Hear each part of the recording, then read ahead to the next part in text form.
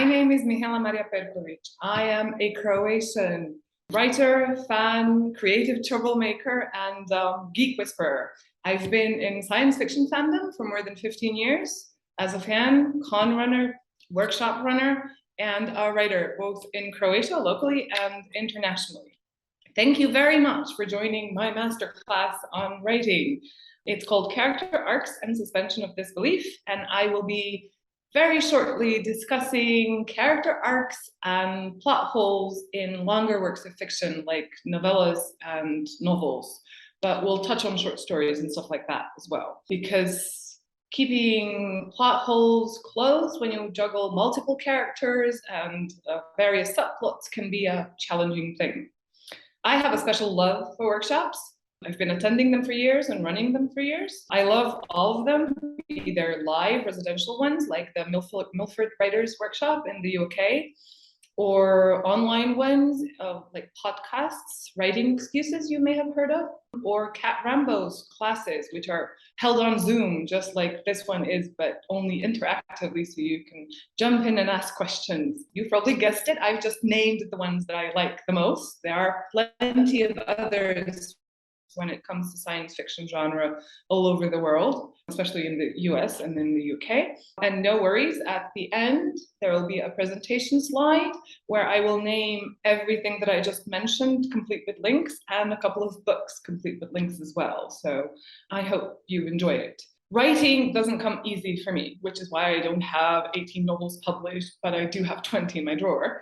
Hearing other people discuss their process of writing and getting through hiccups has helped me a lot over the years. And this is why I conceived this talk in a way where I give you examples of how I got through certain things and how I improved and shortened my process of writing. This has been enormously helpful to me over the years, so I hope it's helpful to you, either to construct your own work or to enjoy more what you've been reading in the genre. The first thing I need for you to know, having said that, is to underline it, that the writing process is different for each person. So if whatever I'm sharing with you doesn't work for you, never mind, find your own way. And also, if it works for one story or novel that you're doing, it does not necessarily mean it will work for another one. So it's different for each person, but it can also be different for each work that you are doing. Just keep at it. If you're writing, the best thing that you can always do is just keep writing. It will get better. The second thing I would like you to keep in mind is the fact that I'm speaking about English or Western, US-centric, UK-centric story structure. So I'm European, but I'm Croatian, which means that even though it's similar, Croatian doesn't really lend itself entirely easily to constructing works of fiction the way the US and the UK do. We are kind of, based on how our language is Slavic, leaning towards a little bit of an Eastern perspective. We go for longer descriptions, we are less implicit. It is way less important in Croatian what word you used in the first paragraph of the short story that you can echo back at the end of the story. Croatian just does not work that way. It is not implicit, it is explicit, requires a lot more explanation and a lot more words. I'm guessing that Chinese might be along the lines of that as well, with a couple of other twists that I know nothing about. So what I would like you to take away from that particular thing is that when I discuss writing, I'm giving you hints that can be helpful if you're writing in English, that can be helpful if you're writing in Chinese. But if you do the opposite of what I'm saying, and if anybody reading your story that is Chinese set and written in Chinese and translated into English thinks it's bad writing, they are not necessarily right. They are just very used to their own story structure in their own story tradition, and you keeping yours does not make it bad writing automatically. So I find this a very important point, because I like all kinds of stories and I come from a tradition where all kinds of stories are welcome. And this, I think, has enriched me both as a reader and as a writer. We will go to the 7-point plot, which is the Western standard plot that is probably familiar to you from all the Hollywood movies that you've probably seen. And I've picked this slide because it not only gives you what the plot does, and this is where it says hook, plot turn, midpoint, pinch, and plot turn. In the brackets is what happens to the character. So at the beginning, when it's hook, it's a starting state. And what does the character try to do in plot turn 1? They try to fix some problem. And in pinch 1, they fail. And then they try it again, and they fail. And then they try, and the world falls apart before they manage to actually succeed and have some kind of resolution. So that's your standard, right? Plot. So following this plot can get you more audience in the English-speaking world, but it doesn't actually mean that you will manage to get all of your readers on the same page. If you've been writing for a while and if you've been using beta readers, you probably know that if you give your story to 10 people, they will see very different things in the words that you've written. So that's a given, right? When you're trying to write across cultures, the thing is that you need to also keep in mind that it is good practice to actually keep in mind that the values, customs, hints, details that carry meaning to you within your own culture might not carry those meanings to other cultures, right? The easiest way to do that is to have beta readers outside of your culture, as in the culture of your target audience, be it the next neighboring country or the US. It doesn't matter, just check. And I would like to illustrate this point by giving you a very short example of how that worked and how it was driven home to me. So when I went to Milford Writers Workshop in 2018, I sent them a story of mine that had already been published. It was a story for a Balkan regional anthology, and it was historical fantasy that they were requesting, right? So I wrote this short story, the editors accepted it, it was published, and then when I got into Milford, I sent that particular story in English to them. I wanted to know how the US and the UK authors at that particular workshop would see my characters and the themes that I was discussing. That was my goal, to see how they react to it. The feedback I got from the entire workshop completely shocked me because they all told me it's nice, it's prettily painted, but we were confused because we didn't know where we were at. You started the story in some long ago time, and then suddenly, without any cues, your plot fell apart. And I'm like, how did it fall apart? And oh my God, how did this happen? Because I had beta readers and I had editors, and it was published, and Balkan regional anthologies of science fiction cannot be held to that much of a lower standard than international ones, can they? I mean, like, are we all really bad? What happened is, as if you look at the slide, you'll see the English version to the left and the Croatian version to the right. So the story opens in the middle of a sentence that goes, and that, my dear, is what it means to be an influencer. Milica leans back into the teak chair. And it is exactly the same phrase in Croatian, but the term influencer is used in English in the Croatian version. Now, I just want to add, I did not translate this myself. I am a professional translator and a graduate of English, but I did give it to a friend of mine, a colleague, who is also a professional translator, who does genre work from English into Croatian and Croatian into English, and who is also a genre writer. So he's very good, an even better writer than me. And he translated this. I looked it over before I sent it, and I didn't notice anything, right? So what happened was, the story in the Croatian version, by using the English term influencer, literally signals that the person is talking about being specifically an Instagram influencer, right? And then when it proceeds, it has cues to tell the audience that it is actually taking place in contemporary times, with small flashbacks to medieval times, because the assignment was historical fiction, right?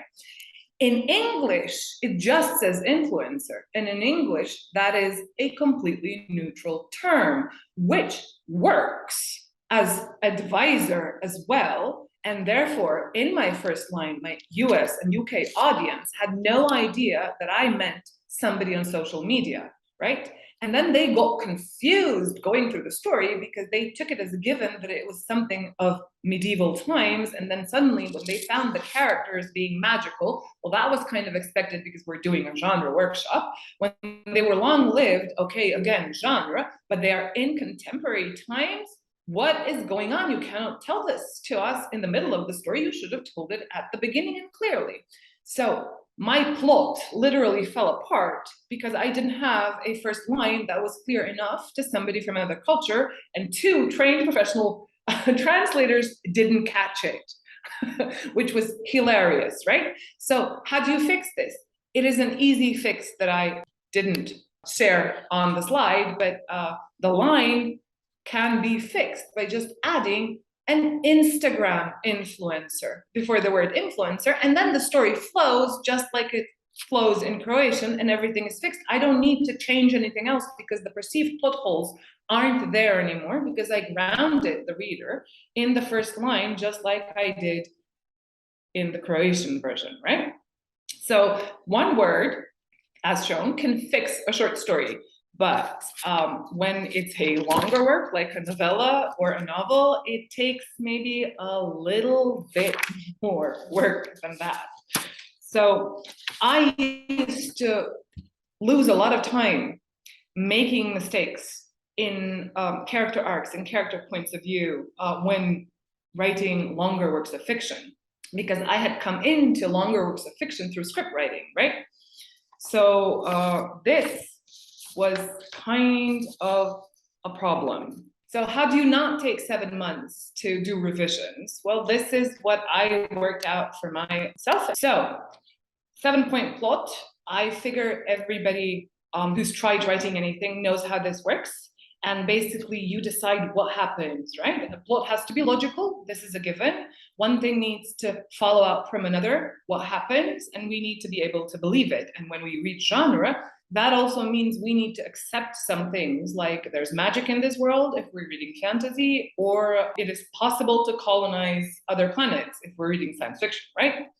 And when you say yes to this, basically you're saying yes to suspension of disbelief. Like you're willingly disregarding what you know to be the reality of the situation, and you go into the story, right? Your job as an author when you're constructing multiple subplots and character arcs is not to kick the reader out of that suspension of disbelief.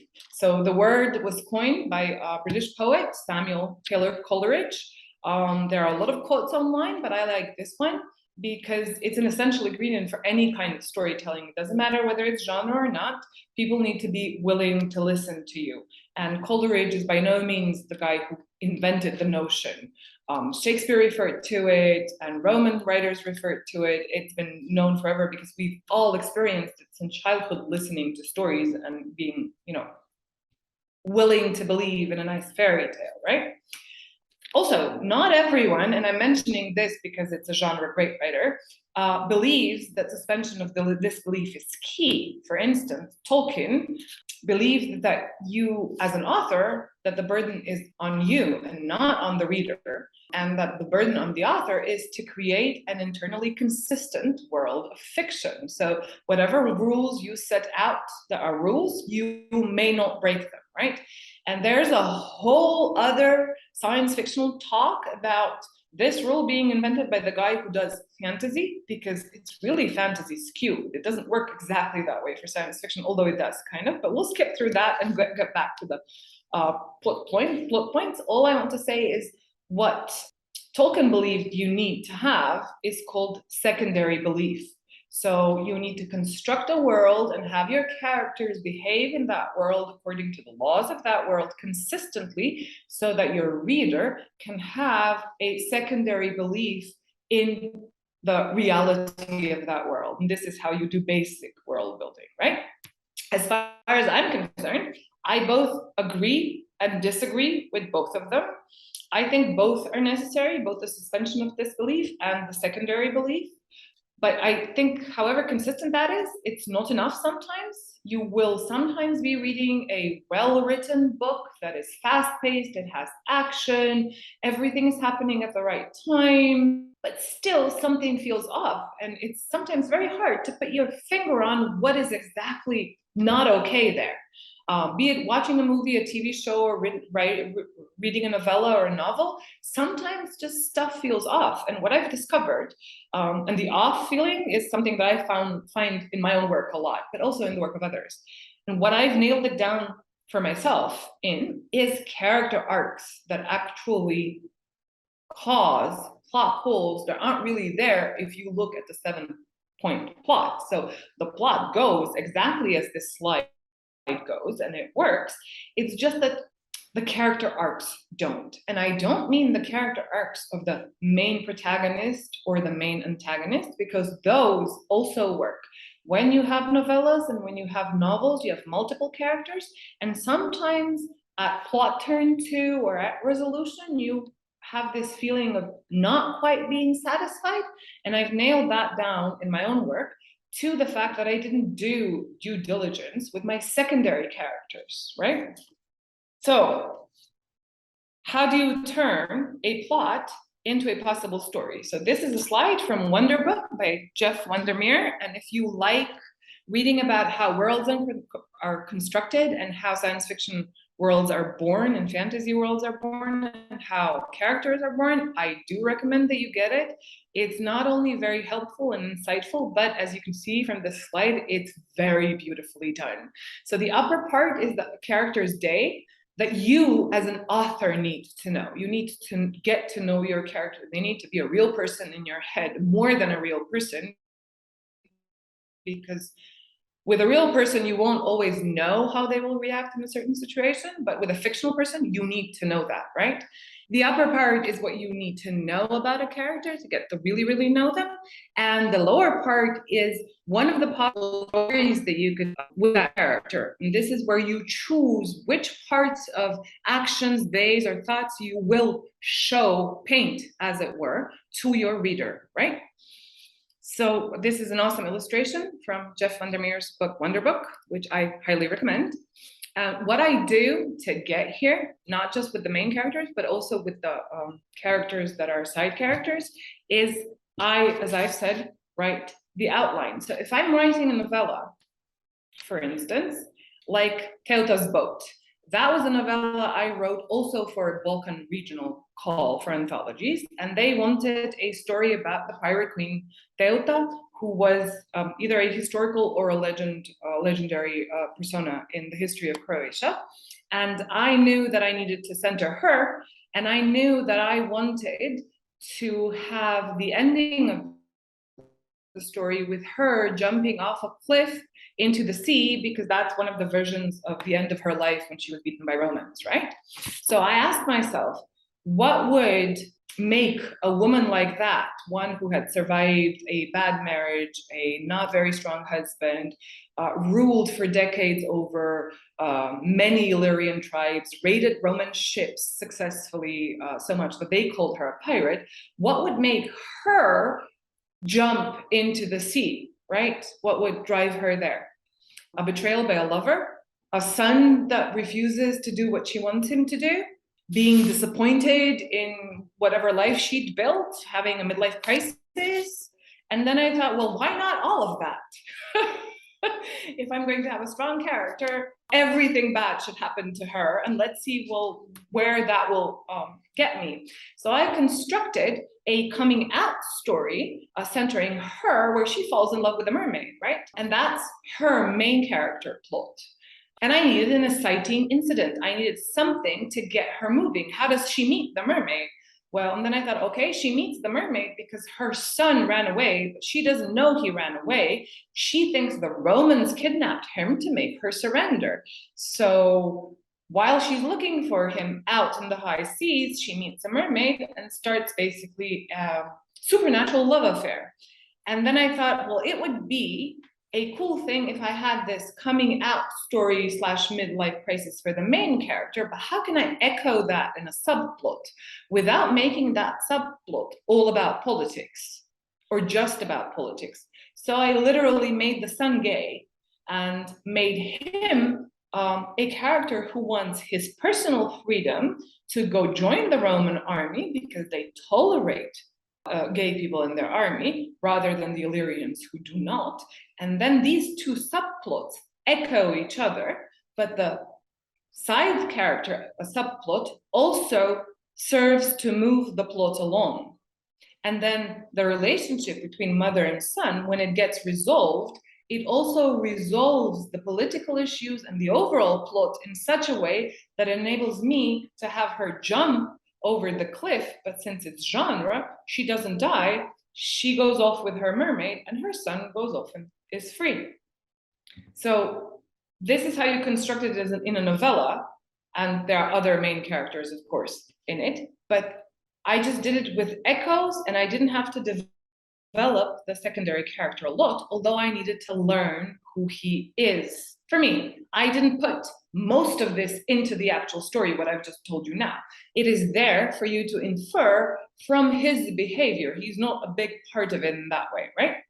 So when you construct a novel where you have even more people, this is a character arc sheet. So what I did is I wrote a project about the Vutadol culture. It's a Neolithic culture in Eastern Croatia that was a pretty big deal sometime in the 3rd century BC or thereabouts. So what they had done is they had discovered copper wielding, but they didn't realize that it was poisoning them the way they were doing it, right? And the entire culture disappeared after a while, and historians have no idea why. And they think they were pretty advanced because they had found tools to make left and right shoe. So something that we've seen back then and in today's world, like Romans did not have left and right sandals manufactured, and these people did. So that intrigued me. And I made a novel set in that time, centering around blacksmiths who were making scientific discoveries, but at the same time getting poisoned and sick and crazy, but had not yet made the connection that it was that particular scientific discovery that was making them sick. And I have 4 or 5 main characters and a lot of side characters because it's a complicated problem set in a very set a long time ago.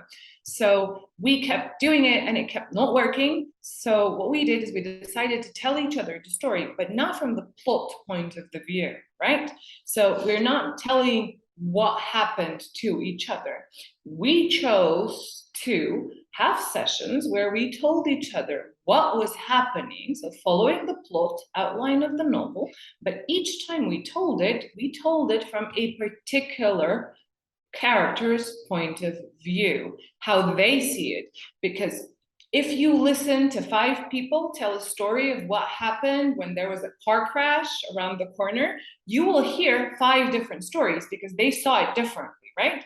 So if you want a reader to feel that your world building is real and consistent, all of your characters need to know where they are. For the characters to know, you need to know, right? Because they will color the characters' reactions in situations, to other people, to problems, and this is how you can construct a scene. So what we did is when we were telling the story from each character's point of view, what we did is we wrote it down. So here in the first column, you see the names of the characters, and then the B, C, D, E columns are the beats of the story, and now we're in the text, which is in Croatian, is what happened in each beat. Yellow one is where it happens. Okay, so this proved to be a stroke of genius when you have to juggle a lot of characters, because while you're telling it from a certain character point of view, you will forget things that aren't happening to them. But these are things that still need to happen in the plot for it to move forward. So you switch characters and then you see it from their point of view and discover what you've forgotten in the version of the first character. And it also enables you to set a timeline. The screen, the lower part in red, is what I do last. When I'm done telling the story from each character points of view, and when I put everything in order, I also go through it one more time to see if the timeline works. If I imagined a particular scene with particular characters that is now working with regards of their own character arcs, but is it happening at the correct time? Did I imagine it to be happening at dawn, and the previous scene, which is just before that, is happening the day before at noon? That won't work. So this is kind of a shortcut that enables me to keep in my head at the same time about 20 characters, what their personal goals are, what their shared goals are, what their antagonisms between each other are, and how all of that ties to the plot. And when you're working on a work of fiction that is long, like a novel, you really appreciate a spreadsheet like that, because at a glance, you can remind yourself where you are at and what it is that you need to know when you are writing a particular chapter. Now, this was especially challenging for me as a writer, because as I said, I came into it from script writing. And if you take a script to any movie that you like, well, recently not so much, but like in the 80s and the 90s, a movie is 90 minutes. So that means you're going to take 2 hours to go through the entire script. All you have to correct is dialogue, and it will be really easy to fix mistakes. Not just like in my short story, but if you need a bigger revision, you can just add a scene shortly. Like, this character isn't behaving okay in scene 75, but if I add this short scene in scene 3, it will be fixed and it will work, right? But it takes me like, what, 2 hours to read the entire script for the entire movie? It also takes me about an hour and a half to read a chapter in a lengthier novel. So this way, doing the character sheets with telling yourself the story over and over again from a different character's point of view fixes that feeling of this is a little bit off and the reader is not entirely satisfied, because stories are psychological. We all love to know what other people are feeling or thinking in order to connect with them. And if we don't get that, we will be ever so slightly disappointed at the end of a work of fiction, even if we loved the world building and the main character and everything. And I think the solution to that, at least for me, it is to check your character arcs and make sure even your side characters, and even if they don't show up in the entirety of your novel, but just at random spots, you need to know them, know who they are, know what their goals in life are, and have them as real people in your head in order to be able to paint them into your fictional world in a way that suspension of disbelief will be an enjoyable activity for your readers. So after you do all this thinking, you basically write it out. And then you read it a few more times. And then what you do, what I would recommend you do, is you send it to about 10 people. And a good rule of thumb is they're not all going to read the same thing. They're not going to all read the same story. Some will miss very big parts of it. But what you need to hang on to is that if you have 10 people and 7 of them have a problem in the same spot, this is a problem that you need to fix. Everything else is up to you. And if 5 readers say they don't like something, that doesn't mean you shouldn't keep it. It's your choice.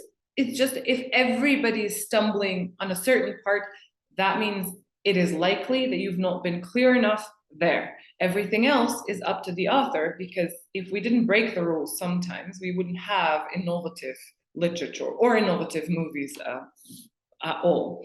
So I hope you enjoyed my talk. Let me just share, like I promised, a list of recommendations. I'm gonna leave this on for a little bit. The 2 books are a little bit older, but I found them very useful. And they also have exercises where you can try your hand at world building, see how it goes for you.